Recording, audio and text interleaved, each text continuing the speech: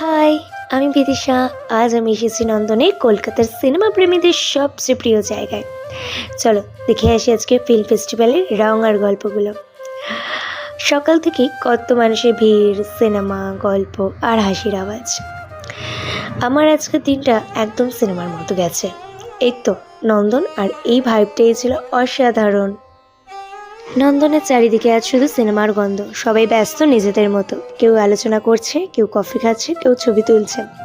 প্রতিবার এখানে আসলে মনে হয় কি জানো তো, এই জায়গাটা কখনো পুরনো হয় না। সিনেমা, আলো, গান, মানুষের মুখের হাসি, সব কিছুতে একটা ম্যাজিক আছে। ভেতরে ভেতরে একটা অন্যরকম আনন্দ কাজ করে। যখন এই ক্রাউড, এই পোস্টারগুলো দেখি, তখন মনে হয় সিনেমা শুধু পর্দায় না, আমাদের মধ্যেও বেঁচে আছে। মানে শুধু একটা জায়গা না, এটা একটা অনুভূতি। ধন্যবাদ আমার সাথে এই সিনেমাটিক দিনটা কাটানোর জন্য।